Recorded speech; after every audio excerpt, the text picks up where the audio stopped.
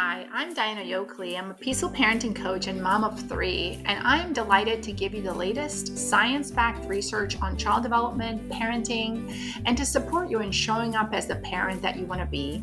Welcome. Hello, everybody. Welcome to our podcast today. I'm really excited to share this episode with you today. Here, I have here with me Bryan Post. Welcome, Bryan. So glad to have you on the podcast. Thank you. I'm so happy to be here. So honored to be here to share this time with you. Yeah, I'm really excited that you've taken the time to talk to me because I know you're probably very busy and trying to, you're really making huge ripples in the world with your work. Bryan Post is one of America's foremost child behavior experts and founder of the Post Institute, which we're going to link below the podcast, for family-centered therapy. The Post Institute works with adults, children, and families struggling with early life trauma and the impact on the development of the mind and body system. He's a renowned clinician, lecturer, and author. Bryan has traveled throughout the world providing expert treatment and consultation, and he's also an internationally recognized specialist in the treatment of emotional and behavioral disturbances, specializes in a holistic family-based treatment approach that addresses the underlying interactive dynamics of the entire family. And what I really love about your work is that it's so grounded in science, neuroscience, brain science. But I think it's also deeply spiritual work that you write about, because it's the science and the spiritual, it's such a holistic approach, right? Like parenting, I think. And when you wrote this in your book, when I read it, I was like, yes, great minds think alike. You wrote about how parenting is such a deeply spiritual experience. And I completely agree with that. No matter what your religious or spiritual background is, I still think it's such an opportunity for us to evolve and grow as humans in love, that, it's like when you become a parent, it's like, here's an opportunity. You might I, not just, yeah, I go ahead. believe that living is a spiritual experience, and I think that Mhm. what elevates us through our journey of living is relationship. And Yeah. so, parenting is one of the most intimate relationships, which is also the most expanding, the most emotionally expanding. And so, very much parenting is definitely, it's a spiritual journey, Yeah. all in itself. Yes, yes, because and I love that. Like, it's through relationship, but also relationship with our kids. Like, our kids are probably one of the only humans on earth that we will get on our knees for and like change ourselves for. Hmm. We put these great sacrifices on ourselves for our children. We don't always do that for other, like, maybe adult relationships or other close relationships with others, but for our kids, it's like, I will do anything. I will even change myself, right? So I think it's such a great motivation. Our kids are one of our greatest motivations to Well, I grow as think a that person. probably also speaks to your the results of your parenting journey. Just the Mhm. fact that you say that, because I would say that there's an experience for parents where you will do anything for your children. You will do anything that you possibly can, um, physically, financially. You will take them places. You'll work three jobs. You'll spend your last dime, and you'll go and fight for them. But what I have found, by and large, that when it comes to making emotional changes, Mhm. that's where we draw the line. When it comes to, now I have to grow as a parent, and I can't do it the same way my parents did it and my grandparents did it, but now I've actually got to think about you differently and maybe understand myself a little bit deeper. Now we might have a little bit of an issue. Yes, yes. There's definitely a resistance there. And it's such a protective resistance too for parents, right? Because we build these defenses in our own childhoods so we can survive emotionally. And then our kids are like, knock, knock, lower your defenses, show me your vulnerabilities, because that's how I'm going to connect with my own vulnerabilities. Are you ready? It's unavoidable because of the way our amygdala is, and Yeah. and and also because of the nature, I believe, the neurobiology of the parent-child relationship. So the neurobiology of the parent-child relationship poses the parent as the protective figure anyway, the significant regulatory figure in the child's life. But then when the Mhm. child comes into that relationship with their own needs, their own drives, their own wants, their own desires, it creates stress for the parents. but it creates stress at such a level that it triggers the brainstem. And the brainstem is where we hold all of our trauma, and it's where our personality traits are stored. So your entire in utero to 5 year period of time on this earth, when up to 5 years old, is stored in your brainstem in such an unconscious way. Yeah. And when our children engage with us, I just had this come up yesterday in a webinar I was doing. And the mom said, my 6-year-old makes me so angry. And she says to me, I like it when you get angry.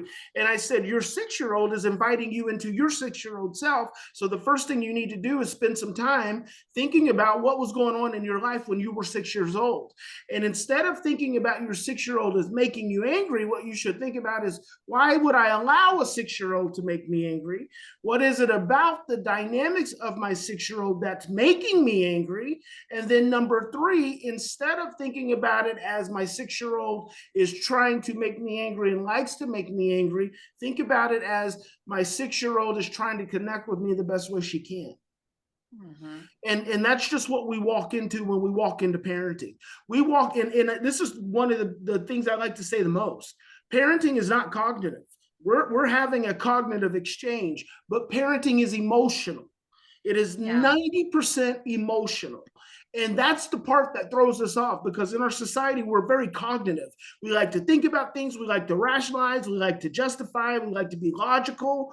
But what we don't understand about the brain is that the moment you become stressed, 3/4 of your hemisphere of your brain controls the rest of your brain. 3/4 of your emotional brain makes up 3/4 of your brain.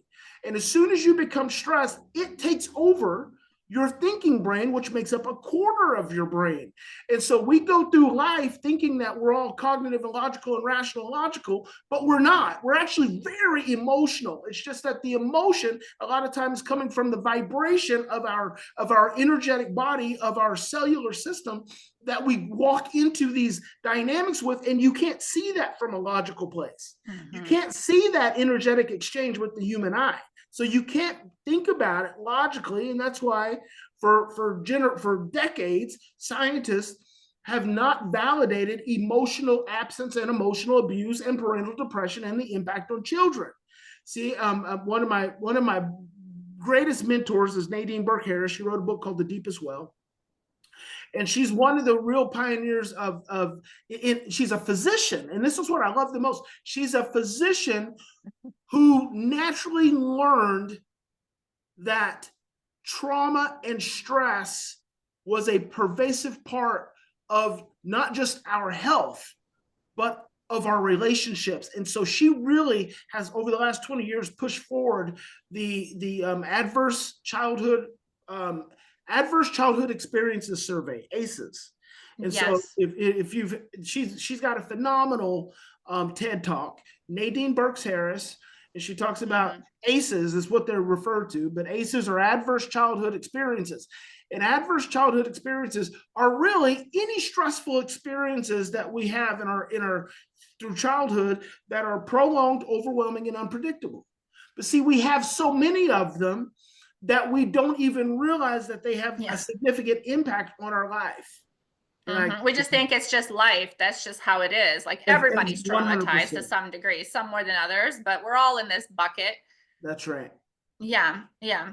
And then we wonder why we lose our cool with our kids. And it's like, well, exactly.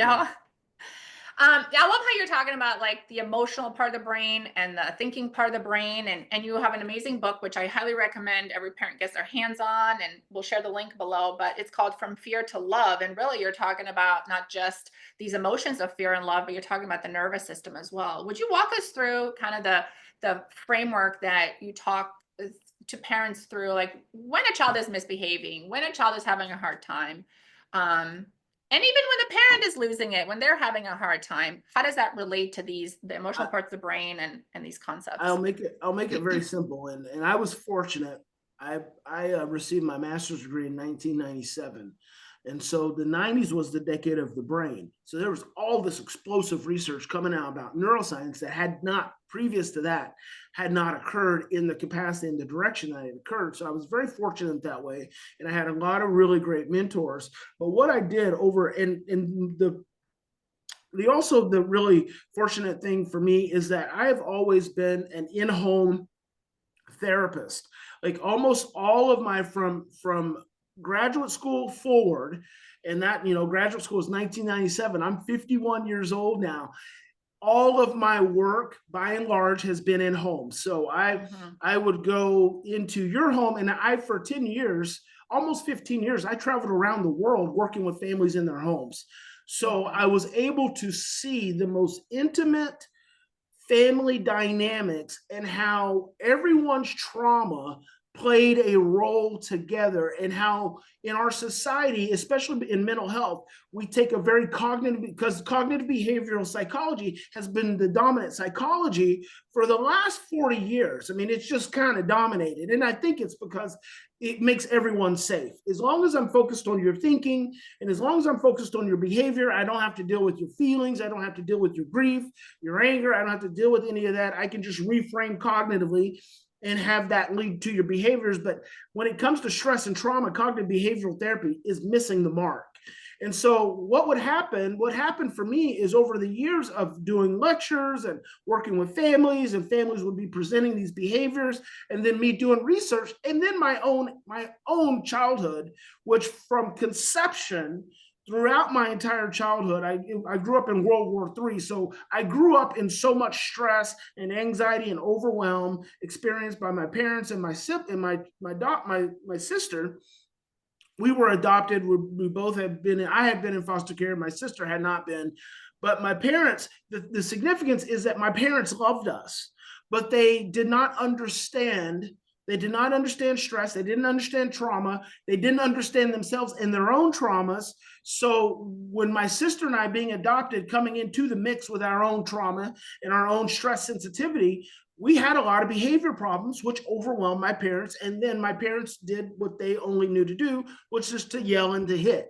So I got to grow up and be bathed in this environment, basically of love balanced by violence. And so I grew up in an environment of love and fear. It was a lot. The overarching feeling was that my parents loved us, but the day to day was emotional absence, it was fear, and it was violence. And Mhm. so when I just kind of put all this together over a couple of decades, and really came to see that stress is at the root of behavior. So I developed a theory, call it the stress model theory. It's a theory of human behavior. I came up with this 25 years ago. I was lecturing, and I realized that all these parents were coming up to me with these behavior problems. But as I was listening, I just started to see beyond the behavior. So it's like that Beautiful Mind movie with John Nash, where someone's talking and I'm seeing these formulations occurring in my brain, but the formulations for me were not the behavior the parents were talking about. It was the stressors that was going on underneath. So I came Yeah. up with a theory called the stress model, and the stress model says all behavior arises from a state of stress. And this is a very simple model, but it can be applied to the most complicated situations. And it's not easy. It's simple, but it's not easy. All behavior arises from a state of stress. Now, the moment you become stressed, and you can become stressed through any of your sensory pathways, that triggers an energy.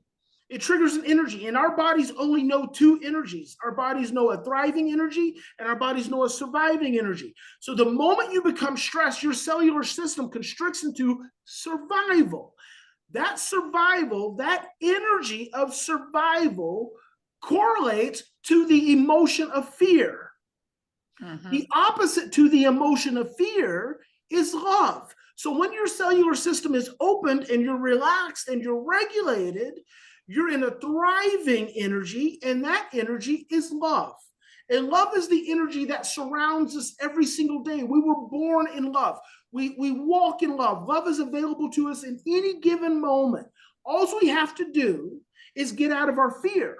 But the challenge is, we are so conditioned for fear in our society and in our families, in our churches, in our schools, that we don't even know what we're doing is Yeah. fear inducing. we don't even know that what we're doing is creating stress and fear. I talked to a parent just yesterday. The principal of her 6-year-old, the 6-year-old was having some challenges, and the principal was trying to get him to come with her, but he didn't want to. He didn't feel safe, so he was just hunkered down. And she said, "You can either come with me, or I'm going to call the police."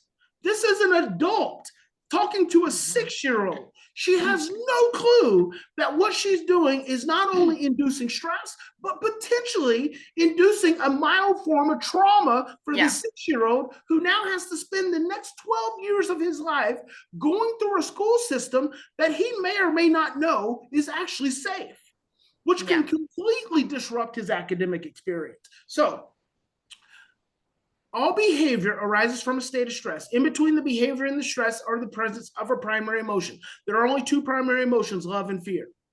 It's through the expression, the processing, and the understanding of the fear. That becomes a very important piece. We have to recognize the fear. We have to become aware of stress. We have to recognize the fear. This is where mindfulness comes in. And then we have to realize through the expression, the processing, and the understanding of the fear, we can calm the stress and then diminish the behavior. If all you're doing is focused on the behavior, you're already operating from stress. You have to look beyond the behavior. But the dynamic part of the stress model is that where all behavior arises from a state of stress, that same behavior that your child is demonstrating causes the parent stress. That stress is unconscious. That stress drives the parent's fear, which then drives the parent's behavior. So now you have a negative feedback loop. So parents try to use stress and fear to control, suppress, and change their child's behavior. But the very nature of controlling, suppressing, and trying to change behavior is just reinforcing the stress and the fear. And then when you get caught in that negative feedback loop, it becomes a conditioned living experience. And it is suppressive, and it is depressive, and it is overwhelming. And that's why children grow older and they don't grow better, because 90% of what we are conditioned to do with children, from the timeouts to the spanking to the consequences to the yelling to the grounding and the isolation, the taking away, all of those things create more stress in a child's brain who neurodevelopmentally is not capable of regulating their own stress anyway. Children act out because they are stressed out. It's that simple. If you have a child who is acting out, you have a child who is stressed out. And in that stress, that child is regressing to an earlier emotional place. The biggest problem is not the child's acting out. It's not even the child's stress. It's the fact that the child's acting out causes the parents to become stressed, which causes them to act out. And now you have two people. You have two. If you have, what do you say when if you're arguing with a crazy person? What does that say? Well, that means you're crazy too. Yeah. You can't see yourself separate from it because now you're in the system. That's right. Yeah, I love this conversation. And I love how you're saying that it's really hard for parents to step out of that because they're like in a washing machine almost. But, I love to say, like, it's not parents' fault that they're reacting with stress too. It's the mirror neurons, it's the neurology, but it's their responsibility because 100%. They have a more fully developed prefrontal cortex than the child. So if anyone's going to save us, it's going to be the older one, right? 100%. It is not about blame. It is not about shame. It is about awareness and consciousness. We all get stressed. We all get scared. We all have issues. But I'm the parent and my child is the child. My child is dependent on my regulatory state. And if my child is stressed out, which means my child has gone outside of her window of tolerance, it is my responsibility to get regulated enough to help her to regulate, because that's how I'm training her brain. Because a stressed out child is eliciting cortisol in their brain, adrenaline and cortisol. Well, the hormone that's the anti-stress hormone is oxytocin. Children don't even have the capacity to start to release oxytocin in a full way until they're 3 years old. So until you're 3 years old, you don't even have all the mechanisms to fully release oxytocin in your brain. So definitely from conception to 3, you got to have regulated parenting. And then beyond 3, you got to continue because oxytocin is a learned response in the brain. It's not automatic. Cortisol and stress is automatic. It turns on in a immediate, but your oxytocin response is learned. So it has to be modeled over thousands and millions of repetitions of adults in a regulated way, attending to the needs of the child. And if you didn't get it, you don't have it, and you got to get it.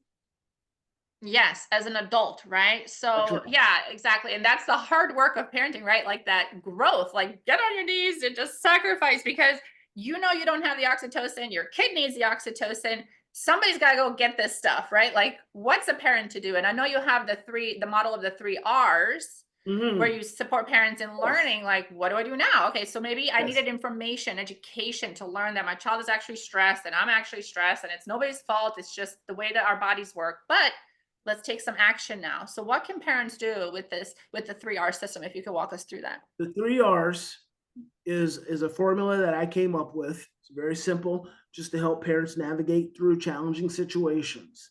The key is that you have to remember to do it. But the 3 R's are reflect, relate, and regulate. And let me tell you how these came to be. I'll illustrate it through a couple of stories because that'll also teach it. So I had a parent reach out to me about her 9-year-old child who wouldn't take a bath. She said every single night, the mom emailed me, she said every single night is a bath time battle.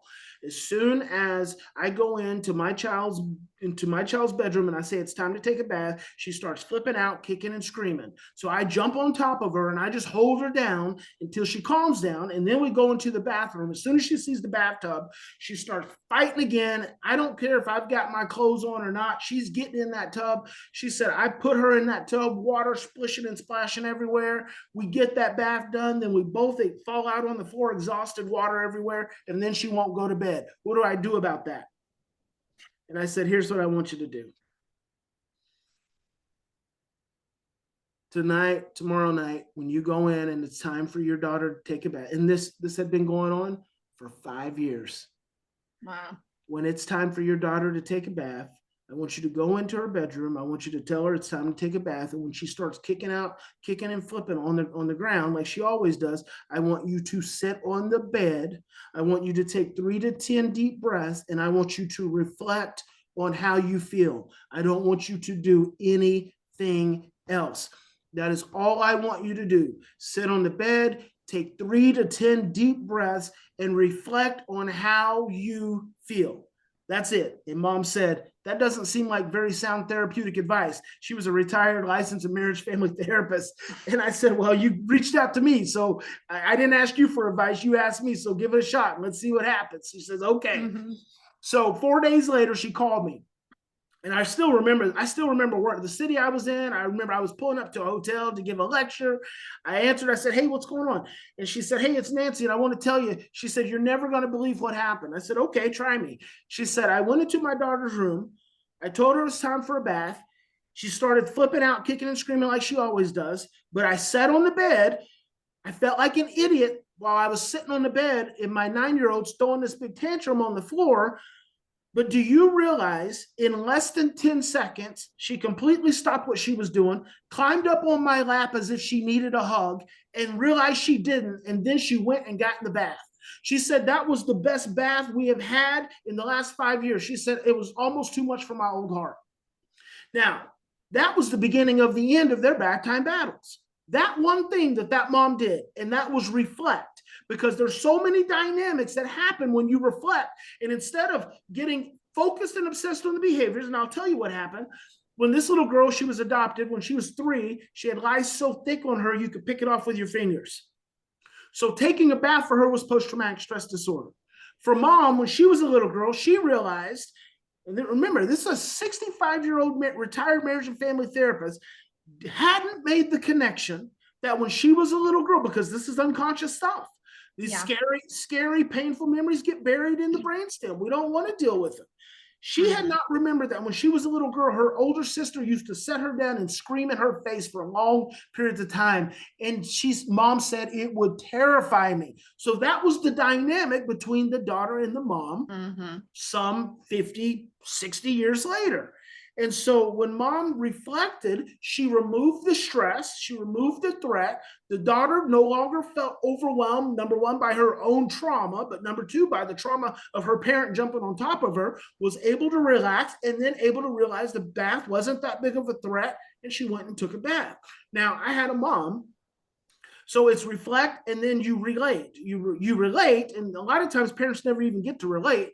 Relate is saying to the child, once you breathe and reflect and you get in touch with how you feel, you say to the child how you feel. You say, I feel scared, I feel stressed, I feel upset. I mean, I had to use reflect, relate, regulate with my own 16-year-old the other day. I was getting stressed out with her, and I said, you know what? I'm not very happy right now. And I just had to leave it alone because I Yeah. know I have my dad in my brainstem. And I know what that looks and I know what that feels like. So I had a mom, she was in my lecture. She heard me tell that same story. And she said, she emailed me 2 weeks later. She said, I was in your Dallas lecture. I have a 9-year-old. So your story was very fitting. My daughter's name is Christina too. The child from the first story, her name was Christina, and she was 9. She said, every single night for the last 4 years, we've had problems with my daughter being willing to take a shower. She said, I have no idea, but I thought when I came home, I thought, I'm going to reflect and I'm going to relate and I'm going to regulate. And so she said, I was breathing when I went upstairs to my daughter's room. I said, honey, it's time to take a shower. And she said, sure enough, my daughter started rolling her eyes and talking back and huffing and puffing, just like she always does. But she said, this time, and this is because mom was reflecting, because Joseph Ledoux says, in times of stress, our thinking becomes confused and distorted, and our short-term memory is suppressed. When you are breathing and you are reflecting, your short-term memory stays turned on, and you can think clearly.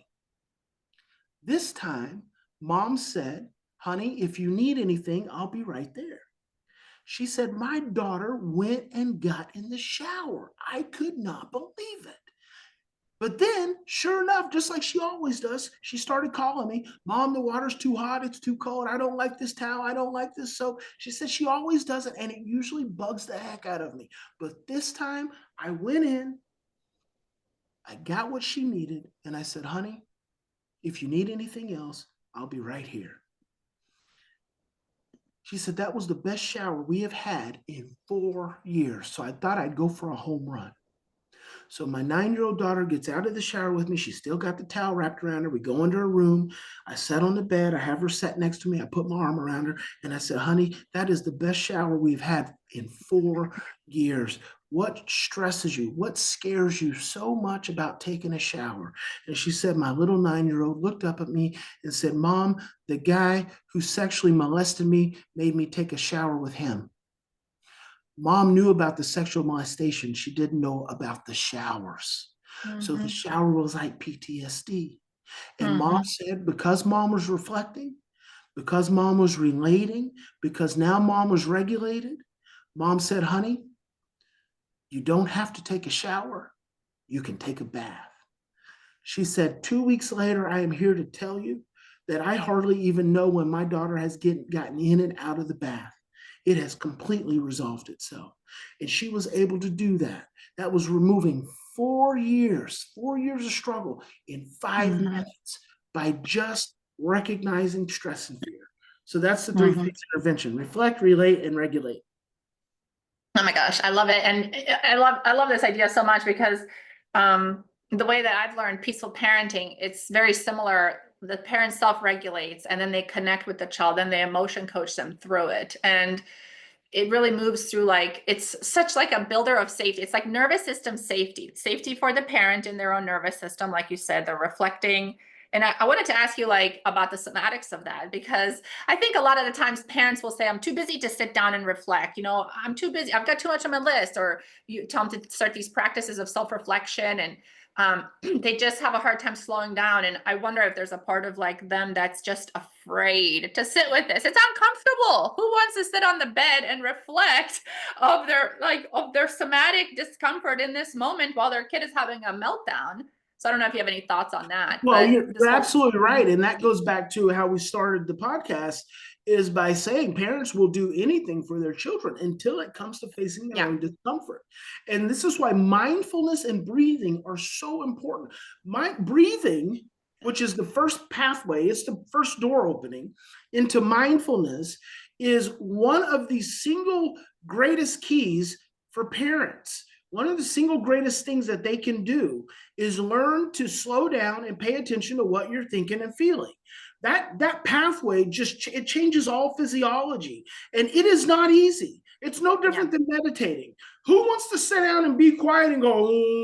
No one does, because we have a hamster wheel in our brain of all the things that we have to do, and if we're slowing down, we're not getting things done. So I always tell people, slowing down does not mean doing less. It means slowing down your brain so you can be more effective in the doing of the thing. Slowing down your physiology so you are changing your vibration.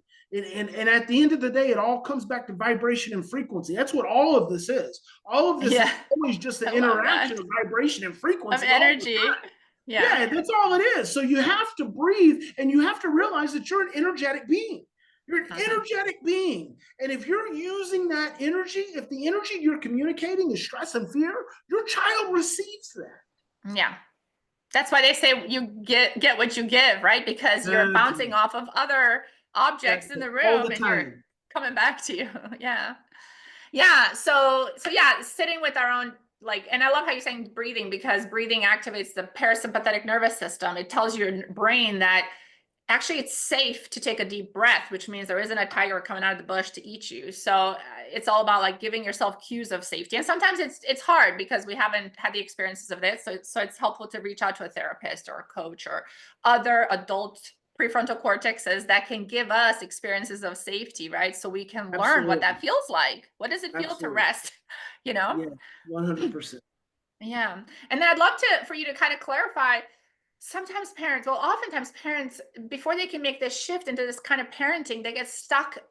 This belief comes at them quite often that my kid is just giving me they're doing this on purpose. They're giving me a hard time. It's really hard for them to shift out of my kid is, this misbehavior is a sign of stress because it feels so personal. So is there some kind of mantra, or is there, I don't know, what have you found to be, or is it basically when they shift into reflect and they're able to put themselves into a calm nervous system state, then from there they can actually think clearly and see their child for their own suffering? I think first and foremost, parents have to be willing to step into the awareness that there is a different way of looking at their child. And the challenge to that is that that's a different paradigm. And right now, in fact, once I'm finished with you this morning, I'm going to go and I've been working on a series, breaking out of the parenting matrix, because we live in a parenting matrix. And all of our parenting has already been prescribed, it's already been blueprinted, and we just do it consciously and automatically. But the problem is that so much of that parenting and so much of those practices are rooted in fear and stress and control. And we don't realize it from our childhoods to our grandparents or our great grandparents. And the first step is you have to just be willing to have the awareness that there actually is a different paradigm of operating, and we all have it within our being. And breathing is the first step to that. Being willing, it's completely free. It's so easy. Being willing to stop and take 3 breaths. Yesterday morning, I timed it during a webinar. It takes 13 seconds to take 3 deep breaths. 13 seconds. In that 13 seconds, you asked if there's a mantra. Here's the mantra I like to use. I'm not going to die. I'm not going to die. My child is not going to die. In 13 seconds, no one's going to die. But in 13 seconds, I can completely shift my brain from a place of fear to one of love, from a place of blame to a place of understanding, from a place of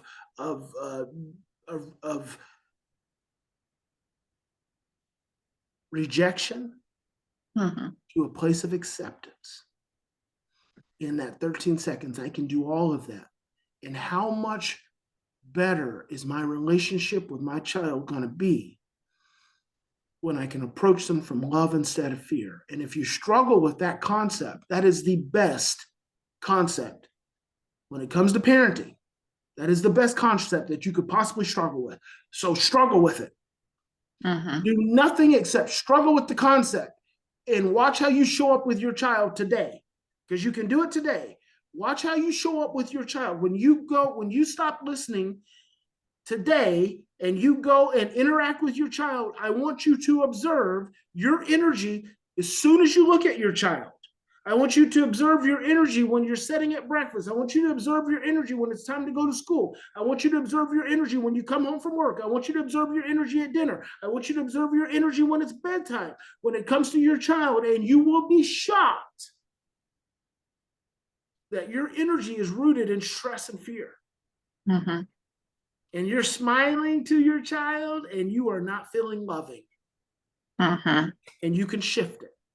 You can shift it in 13 seconds, 3 deep breaths, and move from fear to love. And then you will see the shift. You will feel it when you look at your child and you love them. You love them. When you're sitting at breakfast and you're making eye contact and they wake up in the morning and when you hug them, you don't just pat them, you hug them. You don't just say, love you more. You say, I love you. You will feel that shift in energy. As you said, parenting is an emotional, not a cognitive activity. 100%. And so if you're not feeling the emotion of love with your child, you're feeling the other one, right? Like if it's not love, it's something else, which is stress, right? It's because it's either stress or fear. So if it's not love, you know it's something else, and it's time to take 3 deep breaths. It's time to, yeah. So for our audience listening, I think a practical takeaway from, if you do nothing else and take one thing away, because it's so hard to implement changes, like there's a whole framework, and yes, you'll get there, but you've got to do one thing at a time, right? You can't do everything at the same time. So starting with this, I would say do nothing except listen to this podcast 10 times. Do nothing. Listen to this podcast for 10 times. And after you've listened to it for 10 times, and if this is 30 minutes and you listen to it for 10 times, and that's 300 minutes, that's 2.5 hours, 3 hours, 4 hours, 3 hours, 4 hours. You do nothing except just listen to this over and over for the next 10 days that you drive to work and drive back home. Listen to this podcast, and then you will have a radical shift. Then you'll know exactly what to do, because every answer lies within you. You already have the answers. We dwell in love. We are of love. We are love. We just have to get out of fear. Every answer you need is within you. You just have to calm the fear and slow down and be present. It's all there. It's all there. I love it. So such a great ending. We'll wrap it up here. I want to be respectful of your time, and just really thank you so much for all the work that you do, and appreciate you coming on the podcast today. And I know we're going to reach many more parents through my channels as well. And I highly recommend to everyone to get a copy of Bryan's book, From Fear to Love, and a ton of other resources on the Post Institute, postinstitute.com. Check it out, and on social media, we're going to spread the word. So thank you so much. Postinstitute.com is now feartolove.com. Feartolove.com. Okay. So go to feartolove.com. They can also get a free ebook, the free copy of the ebook version. You don't have to pay anything. You just put in your email, you get a free copy. And then this year, I'm launching a coaching and certification program. Awesome. And then also I'm launching an AI-driven parenting support app. Ooh, that sounds amazing. Really on the front lines of like the innovation. I love it. And it just really makes it so much more practical for parents to use these resources, right? It's accessibility, which is that I love about your book. It's almost like a handbook, and the e-version, get your hands on it, guys. It's free. Read it and then read it 10 times more, because it's so jam-packed, but it's so practical, and it's simple, but hard to do. Simple concepts, hard to do. So you need repetition. That's what that means, right? It's like you just need practicing repetition until you build that muscle. That's how we change the brain. Exactly. Awesome. Thank you so much for your time today. I really appreciate You're it. welcome, And Dajana. yeah, You're thank you welcome. so My much. pleasure. Bye bye.